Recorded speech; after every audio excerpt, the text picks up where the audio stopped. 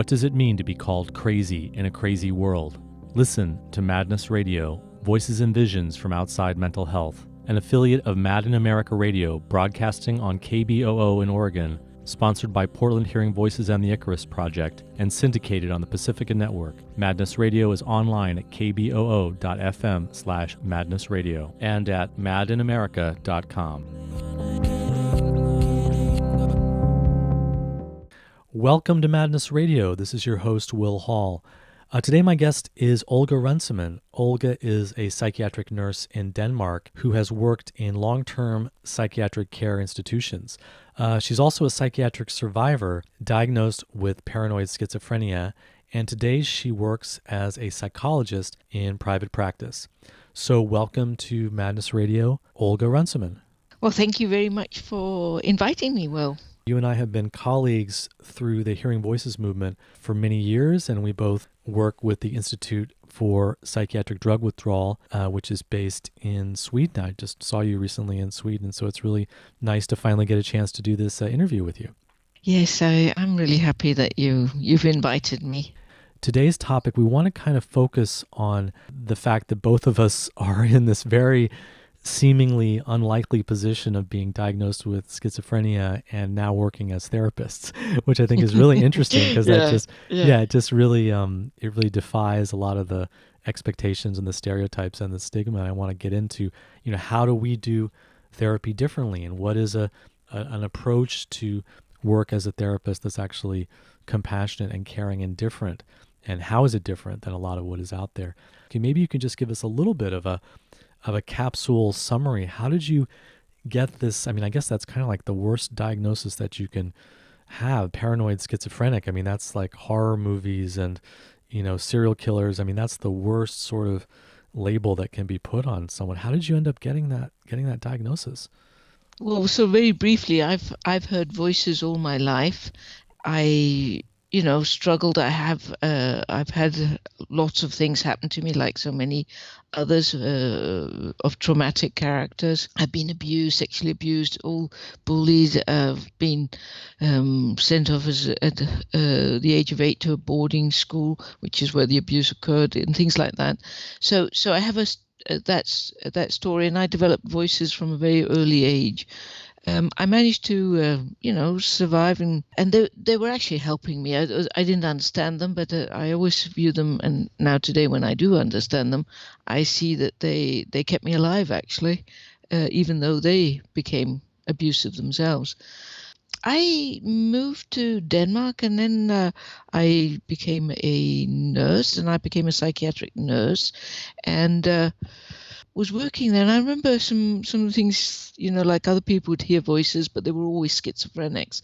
So I used to think to myself, well, how can I be a nurse and hear voices, if that's absolutely the definition of schizophrenia? And of course I saw the lives that they, were doomed to.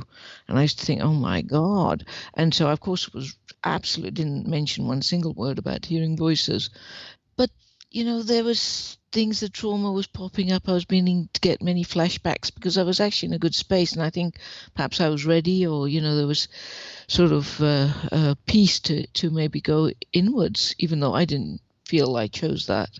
So I started to get many flashbacks. The voices became increasingly bad. I was also living very isolated. I'd be with people, but I didn't share anything about myself. I was very protective of myself. I was very, I was a helper, and you can always hide behind a helper. Many people don't realize how little you actually share of yourself when you go into the helping role, as I did as a nurse. I found also that I didn't want help from the system. I knew I needed some help, but I didn't know where to go. And I discovered at the same time that I was working within a system that I didn't want to use.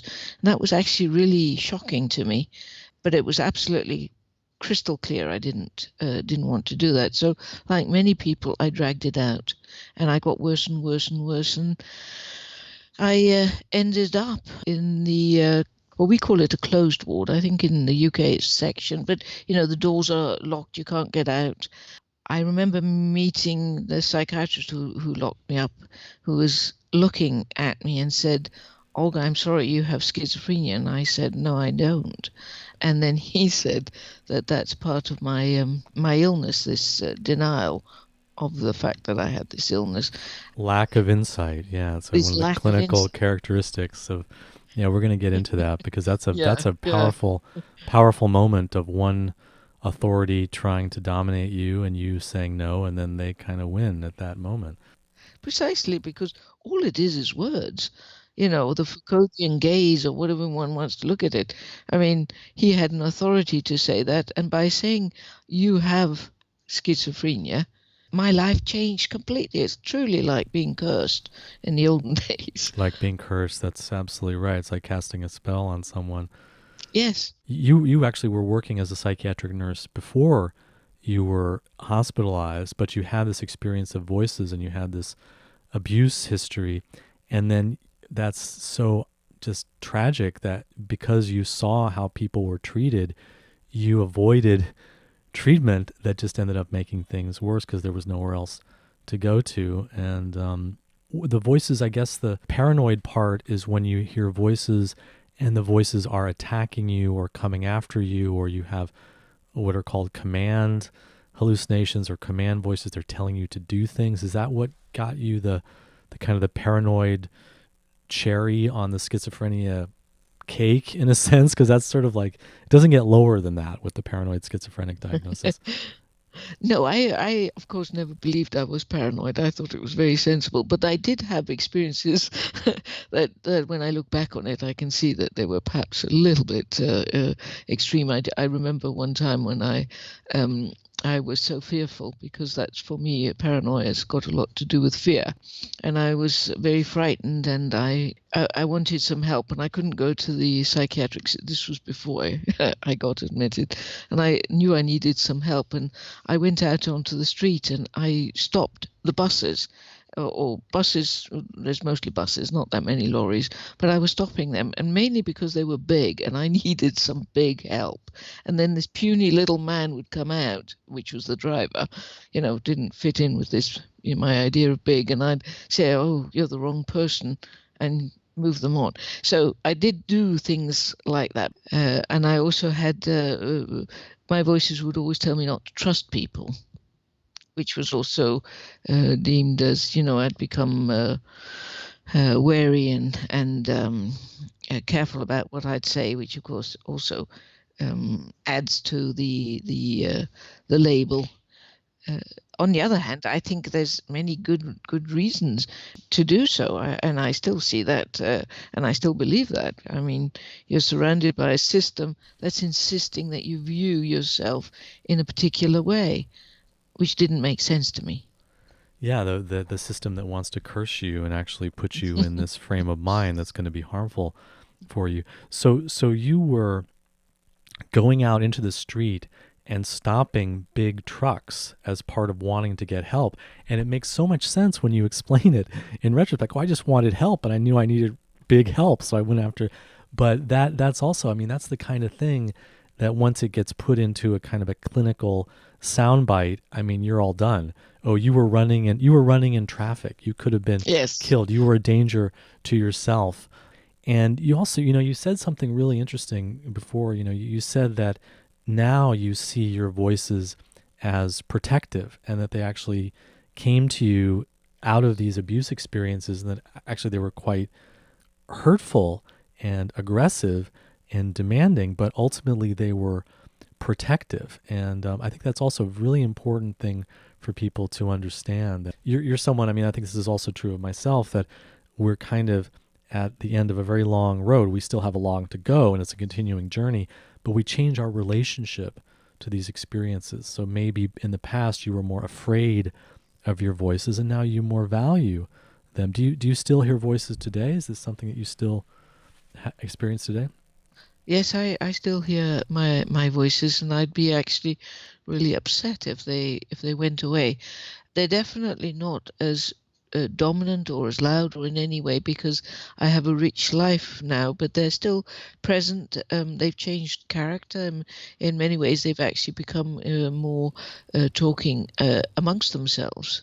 That would be very similar to my experience. I mean, I know that there's certain situations that I get into that the voices, I have one very aggressive, demonic voice that will come, and I can really understand. It makes sense that it's in these kinds of situations. And I also have some positive voices. I mean, I often tell the story of, that the is it a positive voice or is it a negative voice? Is it a protective voice or is it an abuser voice? Is sometimes a little hard to understand, because I mean, when I was in San Francisco many, many years ago, and I was in a really bad state, wouldn't leave my apartment, and I was very frightened and really struggling.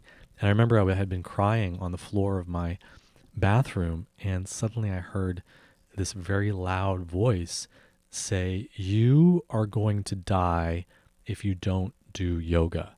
And that was when I had known about yoga. I had some yoga books, but I never really, and that's when I started my yoga practice. And so, was that a negative voice or a positive voice? Well, it was very threatening, but actually it had my own best interest at heart.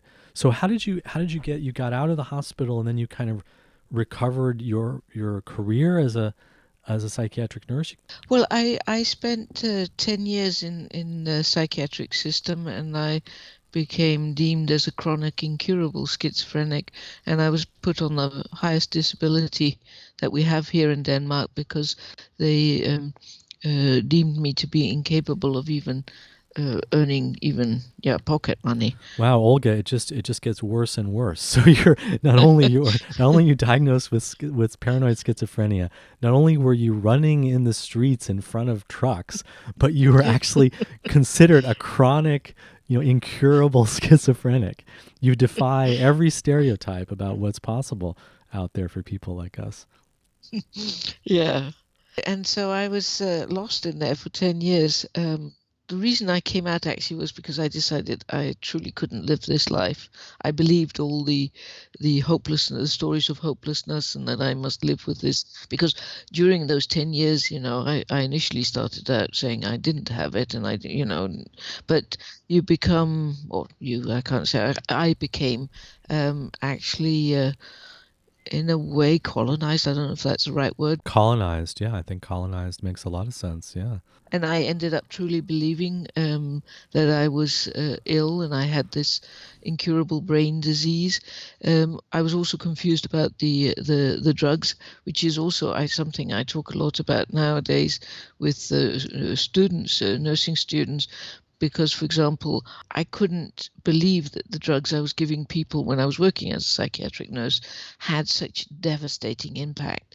So when I was taking it, many of those drugs and cocktails, I never believed, or it never occurred to me, rather, that it was the medication that was also making me absolutely a vegetable, a zombie, You were taking antipsychotics. Well, which antipsychotics had you taken? Oh, I've taken a whole many of them during the 10 years, and on top of each other, I also took antidepressants. I took benzos. I was never given any of the bipolar ones, the lithium kind, but we use antipsychotics also for people who get labeled bipolar. So I've tried a lot of them. And so at some point you just said, "I'm done. This hasn't helped me. I'm moving on." Because I believed it all, and I believed I was truly ill, and I was so affected by the drugs and everything, I decided to commit suicide. And I planned that down to the very last detail. And then I was writing a letter to my family, because I knew that no matter what, and it was important to me to try and explain why I truly couldn't have this life. It was the most important turning point for me. I wrote, I have tried everything.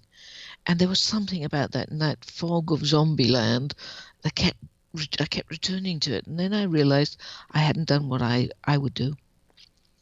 And that changed it all, because I thought, of course, when in the beginning, I used to say, well, I'm a psychiatric nurse, so I know. And they would look at me and say, Olga, you're not a nurse anymore. And you won't be a nurse anymore. You have to accept your illness. But anyway, I put myself as that sort of nurse, and I thought, what would I do for, this person there, Olga, that I was looking down on. And I made a plan, and that plan actually worked. And what my plan, just very briefly, was I wanted to have therapy. I'd been told all the years that I'd been in the psychiatric system that as a schizophrenic, therapy would be detrimental. In fact, I'd get it even worse. So that was not an option for me. I wanted to lose weight. I'd put on tons of weight, like so many people had, sort of just that. I'd always dreamt of being an astronomer. I wanted to study the stars, astronomy, nothing to do with nursing or anything. And I found this course in the planetarium, which actually brought my spirituality back. That course, which was very important in my healing process, and then getting off the drugs. So I did that, and I woke up, and I re-engaged with society. And it took, I still believed, and I had my suicide plan there because I truly believed I was still ill, and it took a while. But then I went to a conference where this person was speaking about recovery and said that if you looked at it through the eyes of a lived experience, he knew many that had recovered. And suddenly this idea that there was no evidence for an illness, and basically I jumped at that because I'd been every time I got an anxiety attack or something, I think, oh my God, is this illness returning, right? So when this person stood up there on the stage and talked about recovery in 2005, I think it was, we're talking quite a number of years ago now, I thought, oh my gosh, I then and there chose that direction. I really encourage people to, listen to your story more in depth on the Mad in America website. I mean, that's a powerful moment and says a lot about both suicide and about, how, and I think I work in a very similar way, how we work as therapists today. Your suicide note says, I can't have this life.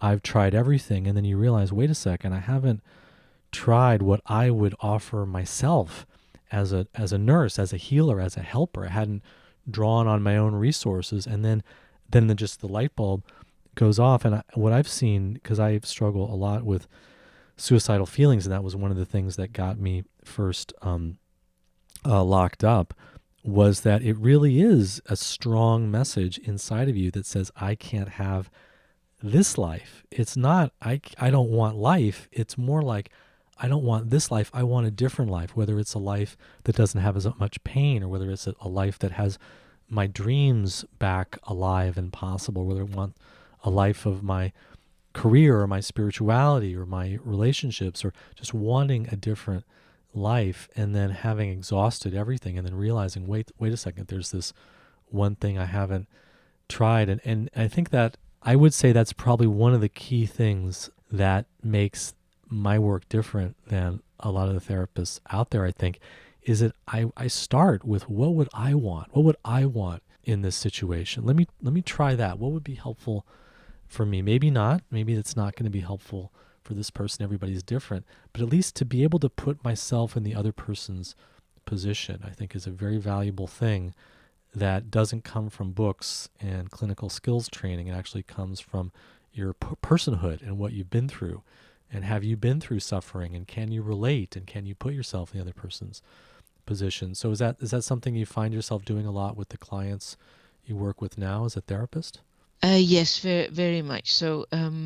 I'm very open about the fact that I've been labeled. I make a lot of fun with it. Humor is always a good thing. So I absolutely try and put myself into other people's shoes. I often find when I'm working that I'm listening, but I actually have a whole listening system, which is my body, like an antenna, I kind of see. And I believe that my antenna were developed because of my life. I had to really get really attuned to the world around me because it was really dangerous at times. So I had to learn to read the signs. So I learned to read when people would say something, but there'd be something that I'd pick up that know that the words are not to be listened to. I must listen to something else. So I've used that very much. That really resonates with me. I grew up in a family situation that was really chaotic, and my father was always very unpredictable. My mother often as well, but I never knew whether the sweet, kind father was going to come or the scary monster was just going to, scream at me. And so, yeah, it was about not just listening to the words that he said, but all the signs and the cues and the body language and that sensitivity, I think for a long time for me was pathologized. Oh, that's part of paranoia. That's part of, Exactly. and I would see and feel things that other people weren't talking about. And if I tried to talk about them, they would get defensive, or they would say it's not there, or this is just in my head. But actually now, I feel the same way you do, that it's actually an asset as a therapist to really to read the signs and to notice on a very subtle level. And I think that also we underestimate the way that our bodies and our minds and our hearts attune with each other. And so when I sit down with someone, I really am like, allowing myself to enter their world. And if I can be sensitive enough and open enough, the feelings that they're having, I'll have reflections of them and resonance of them inside of myself. And so if my gut is telling me something, or I'm distracted by something, or I'm feeling irritation or fear, then I start to think, well, wait a second, how does this maybe fit in to what the other person is going through? What does it show me? It's not just Exactly. push it aside and hold on to my professional demeanor, but really allow myself to kind of enter into this mix with the other person, because you really are, it's a relationship. You're really in there with the other person. You really are. Absolutely, and in fact, that's one of the things that I prioritize, and always state that for me, the most important thing is establishing a relationship, and that can sometimes take a while. But the initial first meeting is usually very, very indicative of that there's a potential to build upon it, because one thing is to have a sense of, okay, here there, I might be able to speak with her, but it still takes time, often with trust issues and stuff, to be sure. But so I really spend a lot of time with that, because I think creating also healing relationships, because many people, especially when you've been deemed psychotic or schizophrenic and stuff like that, you tend to lead a very isolated life. You become excluded from society, living on the fringes. There's so many things in that. So and to have a meaningful relationship, even though it's a therapeutic one, is very healing. It's crucial, and that's just not offered as the kind of the standard care. Is how is the pharmacology going to affect your brain? That's the question, not how can we put you into healing relationships with people. And I think that's really, really crucial. And I think that often, because of the wounding behind the mistrust and the wounding behind the kind of the suspicion or paranoia that it gets called, people are really on guard against anything that's coming at them. And so, like, for example, like I noticed that when I work with families and I'm meeting them in person, and the father will come in and he'll look me straight in the eye and he'll say hello and he'll shake my hand, and then the mother will step in and she'll look me straight in the eye and say hello, Mr. Hall, and shake my hand. And then maybe the son comes in and he's not saying anything. He doesn't extend his hand. He doesn't make eye contact. And in that moment, I feel like it's a little bit of a, am I on the right foot or not? Because I want to show that young person that I'm not just the smiley, handshaking Mr. Hall, but I'm also going to notice and connect with him in some way. Maybe it's my body language, maybe it's my tone of voice that I use, maybe just taking a bit of a moment.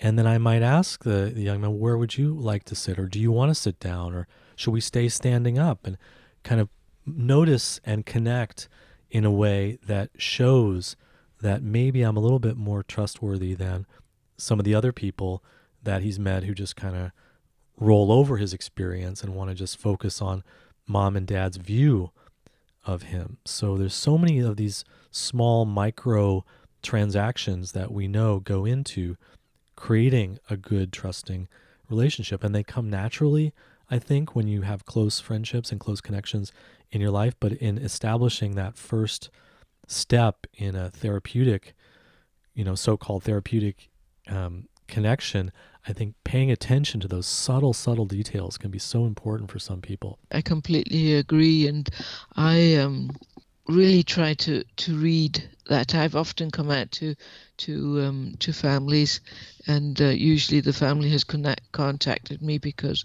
they have a son or a daughter or somebody who's in crisis, and they want me to meet with their child or adult child, and that person doesn't really want to. So I often, when I come, I say, well, we won't talk about that person, but make sure that we're in the room and that the person can hear the conversation. And very often, the second or third time, they start to join to give that possibility. I've also, and I'm sure you must also experience that, but in terms of being able to disclose things that they wouldn't normally do, because psychiatrists often told them that that's a really bad symptom or stuff like that. And the fact that both of us have been in psychiatry, and I'm very clear that I don't support the way the psychiatric system works. I will have nothing to do with forced admissions or drugs. In fact, I help many people off their drugs, which I know you also do. So there's an authenticity which we have been given. I'm thinking of you, including you in this one. An authenticity because we've been there. We've been in that in the psychiatric system and found a way out, and can see it for what it is. It's in some ways it's such a common sense thing. I mean, people want to connect and form a close relationship with people who have similar experiences with them and who can understand where they're coming from, and it's a huge thing. And I very much value what you're saying about not forcing people into treatment. I mean, that's a deal that if people want, if that's their choice, or they want to have a crisis plan, or they want, but I will make an agreement with them that no, I'm not going to be the person who calls the police or calls the hospital. And that is a huge trust building piece. And also I'm not going to break confidentiality. People talk to me about crimes, they talk to me about very heavy violence situations, and I'm not going to break confidentiality. And there are so many, because I want them to have somewhere to go. I don't want them to be isolated with those things. And I can be the person that they can go to and help them work through these kind of sometimes really scary kind of situations. And, in the US, that is very difficult to do as a licensed therapist. And that's why I chose this kind of middle ground of calling myself a counselor. I don't do the insurance billing, but so many people value that, and they don't want those kinds of constraints that the therapeutic profession puts on people. So, one question that I think comes up is that you and I are both very much involved in the peer support movement. And I've worked to create support groups, and I've worked to do trainings and develop community organizations around, just people just finding each other in the community and offering friendship and connection and peer advocacy and just listening spaces in hearing voices groups and support groups and the Freedom Center and the Icarus Project. And so one of the things that comes up is like, well, wait a second, why are you now a therapist? Isn't therapy just this horrible power imbalance? Isn't it just part of the system? Don't people just need to find each other in the community? And what would your response be to that kind of criticism of therapy in its entirety? Therapy isn't for everyone. In fact, therapy can also be really harmful, I think, for some people. If you're not respectful of people's boundaries or things like that. But there's also that element. I've also met that one that why should we pay you? Which is of course in many ways a very relevant question. I offer a couple of free make that assessment. And then for some people who don't have much money, I do offer a cheaper rate. I do the same thing. I mean, I charge standard rates, but that helps me to subsidize the sliding scale, the lower rates. And it sounds like both you and I have a strategy where we're, or an approach, I would say, that we're both, working in private practice, but we're also very much involved in the community development work and the movement and working with people in context outside of therapy. And I think that's a hugely instructive for anyone who's in this profession. You can't just be doing individual therapy and expect to actually be supporting people. People need a range of possibilities, and therapy isn't for everybody, and it's not available for everybody. And creating community support networks and places that people can go is really crucial. And there's, that question kind of comes up. Well, wait a second, I'm paying you. So, the feelings that you have for me must not be real. You don't really care for me. It's because I'm paying you. It's kind of like prostitution, or kind of like, paying somebody for a religious service or something. It's not really heartfelt. I appreciate this thinking, and I've often found it that there's behind it is a huge desire to be acknowledged for who one is, just for the sake of, I like you because you are you. So when people are saying, you don't, maybe you don't really like me because, I'm paying you or something like that, I often try and explore that a bit more. What is behind that? What is the feeling? And often it is this lack of self-worth and the belief that people really could possibly like, that one is likable. I mean, I think that it also speaks to what kind of person should be in this profession. If you don't genuinely find people interesting, if you don't genuinely find yourself enriched and nourished by getting close to people, then you probably don't, want to be working as a therapist. And I think, unfortunately, there's a lot of people in the field that are kind of like that. I think that one of the problems that people get into as therapists is that they have not actually done their own self exploration work enough. They maybe haven't been in therapy themselves, or they haven't really confronted some of the things inside of themselves. And so they think, okay, I'm going to be a psychiatrist, or I'm going to be a psychologist or a therapist or something, and then I'm going to help those people. And I think that's very off-putting. It creates an us-them dynamic, and it really undermines any kind of real relationship. And then, people are going to start to resort to control and judgment, and they're not going to be able to find that genuineness. Actually, when I think back of it, I had to unlearn everything about people to learn that they were ill, that the way they expressed themselves was signs of illness, that everything that they were doing and saying was signs of illnesses, various kinds. Yeah, you just have to totally get outside of that. That's the entire clinical gaze, and it means you're relating to the manuals and the textbook. You're not actually trying to understand the person's experience. I mean, what I've seen is everything that someone does that seems psychotic or disturbed or difficult. Wow, if you explore it, it makes perfect sense. It's there for a reason. It comes out of a life story. And that's how you inhabit the other person's world, is understand, why is this working for the person? Why does this actually make sense for this person to hear voices? Why does it make sense for this person to drop out of school or to be in such a state of distress that they can't take care of themselves? Or why are they so defensive and mistrustful that they can't sustain relationships? Oh, okay, yeah, there's a good reason for this. This makes a lot of sense that this person is going through this. Exactly. And when I think back on that time, it was a very boring way to view work. And I often say to people now when I meet them, and student nurses and student, and I say, be curious. I mean, and if you start to work with people's lives and what's happened, rather than what's wrong kind of idea. But it's much more interesting. I think it's like, I often think of myself as a detective, because I try and work out along with the person who's come to me, how does this fit in? What is this? What are the symbolisms, the signs, the meanings?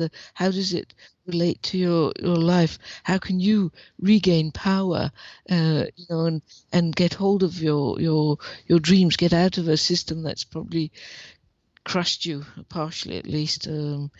I'm so incredibly grateful to the people who come to me, because they say that they appreciate coming to me, but I also really appreciate they come to me because I learn something new every time. They are teaching me as much. I mean, I've had my story, my own story, and figuring that out and working through that.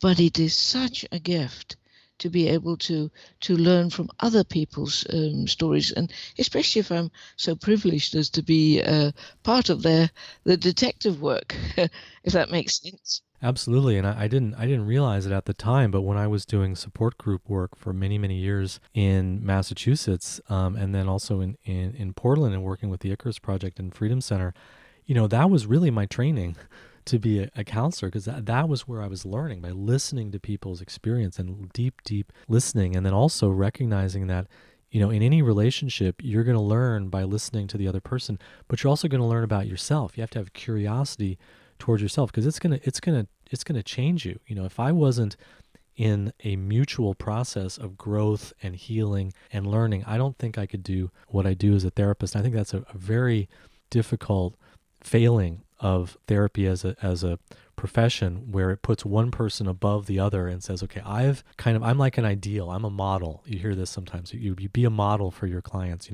I'm a model of someone who's healed. I'm a model of someone who's figured this out. I've done my analysis. Now you're doing yours. And then it creates this one down, and then the person just looks up at the other person, rather than recognizing that, all relationship is mutual. And I'm going to explore. I'm genuinely, when I talk with someone about their suicidal feelings, I'm genuinely interested in what is going on, because I'm going to learn more about what it is to be suicidal and what it is to be a human being. And then that's going to help me not only with the next person that I work with, but also with myself and the part of me that's suicidal. I think that one of the biggest practices I think that therapists can do is always try and find what's going on with the other person. Try and find it inside of yourself, even if it's just a little bit, and be able to find a commonality. And I think that would be a huge revolution in the field of psychotherapy and psychiatry and psychiatric nursing, if we could just allow the person who's the so-called healed one, who's the healer, who's in the position of authority, if we could allow them to too be wounded and to be also open about their struggles. And so that because we're all peers as humans, we all have struggles in one form or another. Maybe you haven't been suicidal, but you've certainly felt in moments like you wanted to give up or couldn't keep going, and to really recognize that, by bringing in our own woundedness and our own vulnerability and our own stories as clinicians and as therapists, that I think strengthens the relationship and makes that connection, and then creates that mutuality and that sense of this, we're in this together, that people really, really need. I agree. And I've also been thinking, I've noticed that I am less fearful. I'm not frightened when people talk of suicide. And I also respect that some people will commit suicide. I think it's important to be able to talk about these issues. But I remember when I used to be working as a psychiatric nurse in the system, you just had to say the S word, and everything was, oh my gosh, right? And it's because they're under also pressure, and they're also being like the patients that come into the system are institutionalized. So are the staff. We don't talk about that very often, but you do become institutionalized, and there's a lot of fear there. And so people who hear voices, if the voices are talking about you're a bad person or things like that, staff can better deal with it. But if they hear somebody saying their voices are telling them to sexually abuse children, that freaks people out, Freaks right? people out, or to kill somebody, or kill somebody. Yes, exactly. really what we can offer other people is the fact that we're just not as afraid. People can come to us, and they can find some kind of sanctuary and some kind of refuge to talk about things with someone who's not going to freak out and get afraid. And I mean, certainly I have some fear sometimes, but it's not this overwhelming kind of fear response that's going to drive me to just grab at whatever I've been taught or told is the right thing. It reminds me of a bad experience that I've had many bad experiences with therapists, but it reminds me of one where I got a referral through my friend. I trusted my friend. She says, okay, this therapist is great. I had to drive a long way to see her. This was when I was in Massachusetts after I had dropped out of graduate school.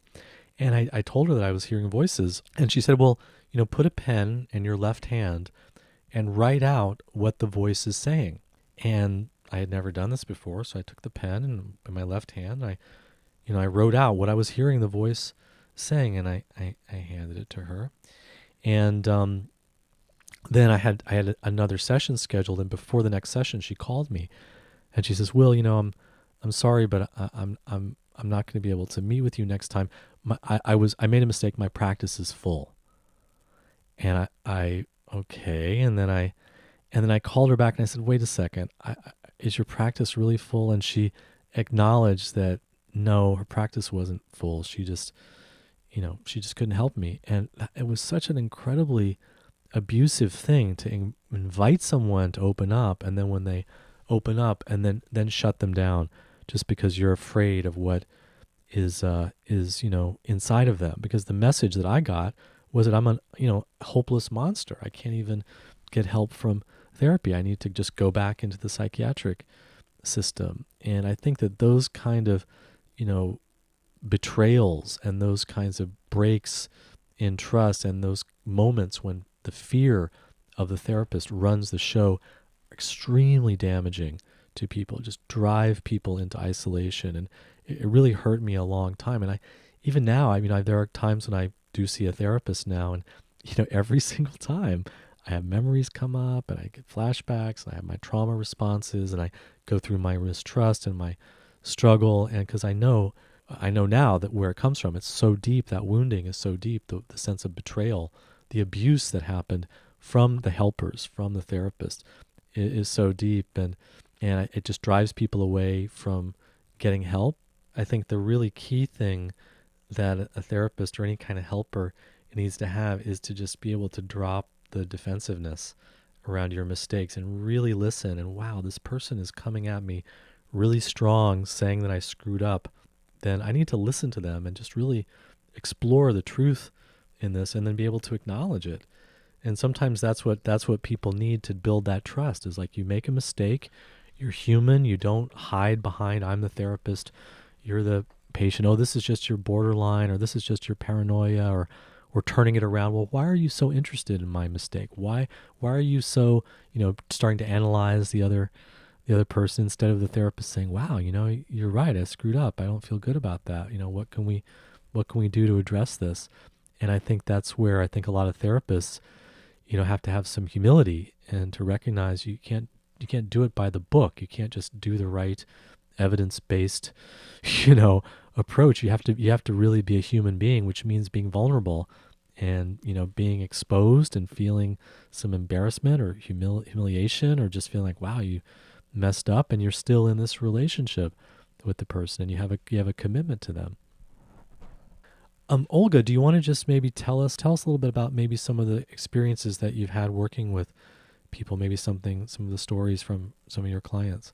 I work a lot with people with what we call psychosis and schizophrenia and stuff, and sadly I'm so far, at least in Denmark, the only one working in private practice that is working with that, because I don't know, lots of places, there's a lot of fear about that. There's one story I can share of a family that came. They had an appointment with a psychiatry with a young girl. I think she was maybe 14 or something, and she was hearing voices, and they'd heard about maybe you could do something different, and she came, and they came to me, and we talked, and all the time I could hear the parents was well, it's psychiatry, and we actually connected, and the girl and myself, and we're talking about the voices and things like that, and I was desperate for them to not take her to psychiatry.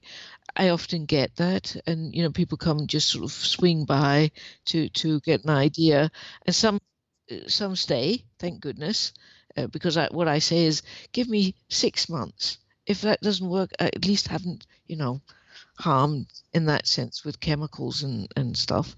And then some people choose that, but I remember this particular one, a girl, and they left, and it was quite a number of years later. I met the mother, who just fell, around, hung onto my neck crying, and said, "You don't know how many times I regret that we didn't listen to you," because no, she was in an institution, yes, living there, and I'd given her a little Native American stone thing, and the mom said that every night she puts that under her pillow. It made me so sad. She was now in a long-term institution, there on tons of medication stuff. So that's one of the, so that actually really sort of, oh, that's so sad when that happens. But that also highlights the fact that when people come, I say to them, it's you and me and pretty much not anybody else, because I work differently. I don't believe in these diagnoses. I don't believe in brain defects and stuff, and that's kind of fearful, because often families are bombarded by their surroundings. Oh, take them to psychiatry and stuff. Do you find that it also works the other way? Sometimes that a family might come to you and all they need is that reassurance that they shouldn't go. Absolutely. Yeah, and then Yes. you've helped them choose door number 2 instead of door number 1, and then things just go in a totally different way. Absolutely. I mean, I remember with one, a kid actually, who heard voices and was beginning to have, the voices were disturbing to her. I think she was about 9 or something like that. They were very, fearful for her and stuff. And we were talking, and when the mother came in, and the father came one time, but I spend always a lot of time with the parents in the beginning, calming them down, because their fear infects of course, their children. And I remember it turned out that this little girl had been the last one to talk to her uncle, the brother of the mother, I think it was, and he'd committed suicide. And being, I think that's quite common, they wanted to protect the child, so they didn't want to talk about the suicide and all these sort of things. But as a child, you pick up awful lot of things, and she also picked up how sad her mother was at the loss of her brother, right? So she had the idea that because she was the last person to have seen him, or thought she had been, it was her fault. And so the voices had come and stuff. And when we started to talk, when they actually started to talk about this, and the mother realized what was going on, it was so healing to see how suddenly, by opening that dialogue and assuming, oh my goodness, of course I can't hide things, or overprotect my child, and try and hide my pain and sorrow, and open up for, oh, but you weren't the last, because she wasn't the last person to have seen him. She thought she had been. So in many ways, how easy, if you look at it in that sense, right? But also how huge it is and how difficult it is. And if it had been the traditional system, they might never have asked, because you're assuming that, okay, you got voices, because she didn't dare to talk really about the uncle, because she knew it upset the mother.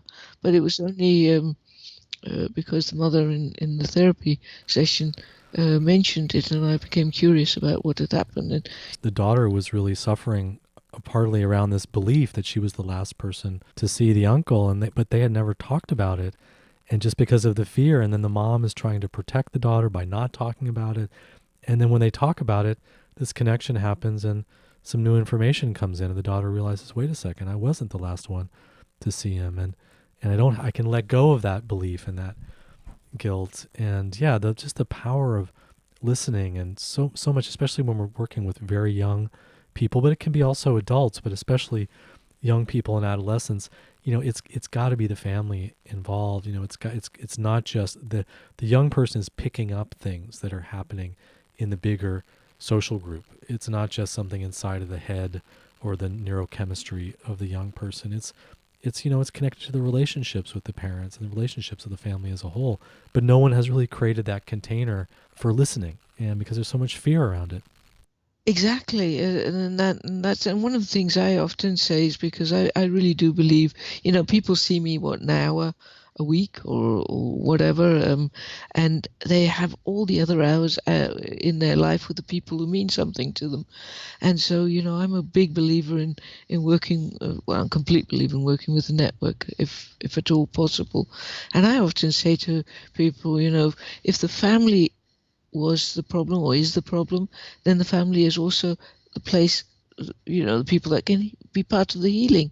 And if they weren't part of the problem, they can still obviously be a part of the... There's usually more than just one person in distress. The one person may have a diagnosis, but the whole family, is suffering, and the whole family or the whole social group needs help. And I think this also comes to something I think is important, is that I'm doing this, and I know that you're doing this too, is that hopefully people, will get what they need and then find their support and their connection actually in their community or in their family or in their social group, and not be going to therapy and to kind of like, okay, do we really need you to come to me as a therapist to talk about what's going on, or who in your life can you talk to, and be rebuilding those connections? Because I think that's what happens a lot, is that, society's become so isolated and fast paced that people just don't have the social supports and the closeness.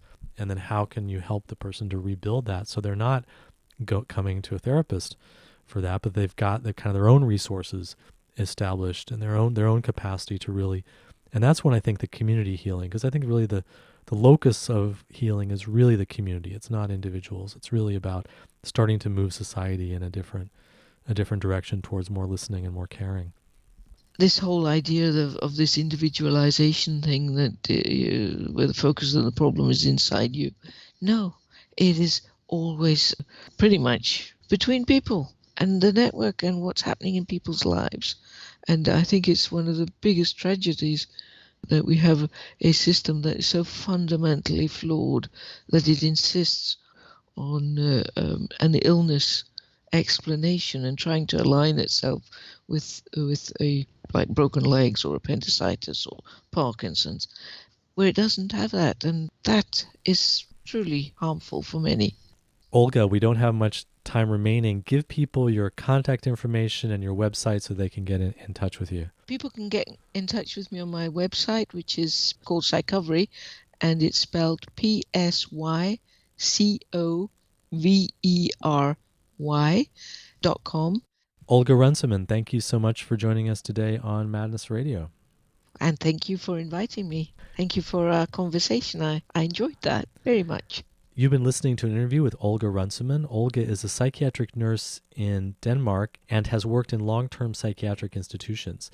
She's a psychiatric survivor diagnosed with paranoid schizophrenia, and today she works as a psychologist in private practice.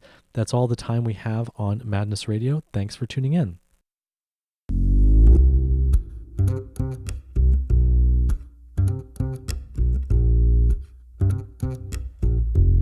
You've been listening to Madness Radio, Voices and Visions from Outside Mental Health. Madness Radio host is Will Hall. Producer is Nina Packabush. Madness Radio is an affiliate of Madden America Radio, broadcasting on KBOO in Oregon, sponsored by Portland Hearing Voices and the Icarus Project, and syndicated on the Pacifica Network. Madness Radio is online at kboo.fm/madnessradio and at maddenamerica.com.